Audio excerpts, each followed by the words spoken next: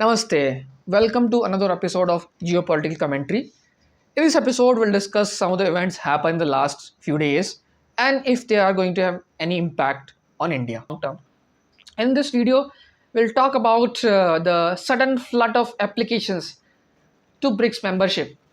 Suddenly, so many countries just want to become member of BRICS after after a long time, I should say, because BRICS exist for I think more than 10 years now. So we'll discuss what's implications and where should India's stance going to be in this case. Let's go.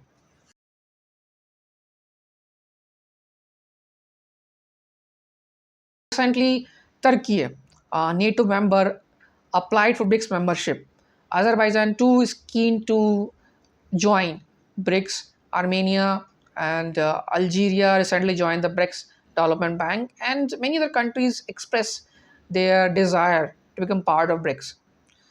Now, if you look at the point of view of India, it's becoming like a not really situation which we should be comfortable.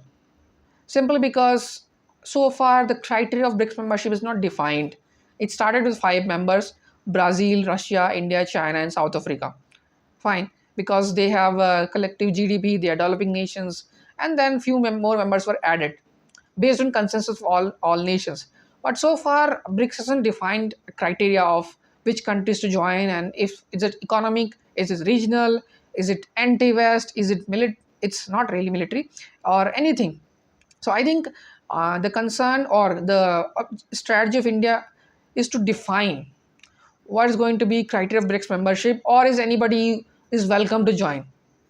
So because China and Russia will love to have anti-West alliance. This is what being touted as in many Western media, that BRICS is becoming like a anti-West alliance, and Russia and China is actively promoting countries to join BRICS because if you look at United Nations, which is at the moment very much dysfunctional body, it really doesn't have much voice. India doesn't have a seat.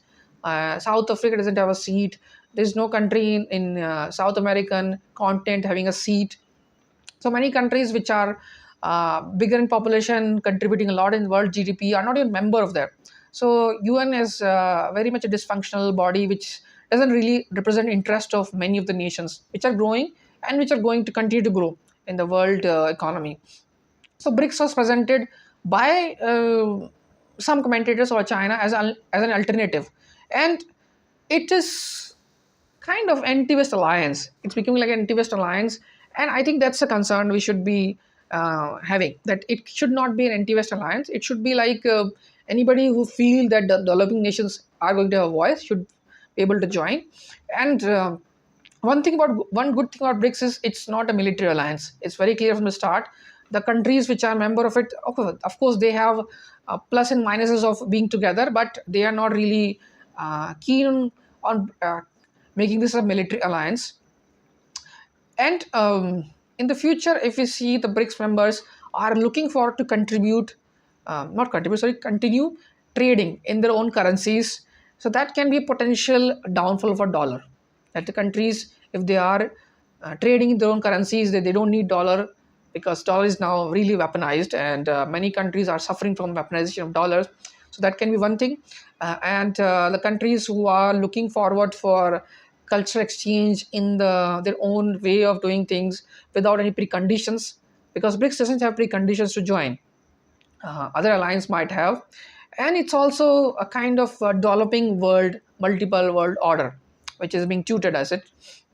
And India will try its best not to become it's a China-centric bloc or Russia-centric bloc. It should be a consensus-based bloc which is focused on providing opportunities for everybody to have a voice and also contribute to global growth by discussing the common challenges we all face, like climate change and famine, terrorism, all these challenges we are all facing, because UN is not really able to contribute much. So I think that's India's concern, but India will focus on those aspects, and a lot of work is happening. The meetings are happening on those issues, but I think India will try to focus, or India should focus on defining the criteria of joining membership. If it's really economic criteria, then Ethiopia is not really economic powerhouse at the moment.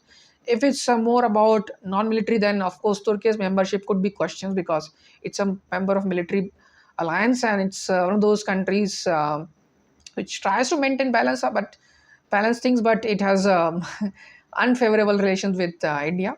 So we'll see. But my guess is that India will try to define the criteria that who can member, and try to make it not look like an anti-West club. That is another club which is just about anti-Western countries. Should be equitable distributions so that it becomes some sort of defining organizations which can work for benefit of everybody. Thanks for watching this video. If you like the content, please share it with others. And if you want to know more about such geopolitical commentary in the future in Hindi, English, and possibly in Spanish, please subscribe to my channel. Till the next video, namaste.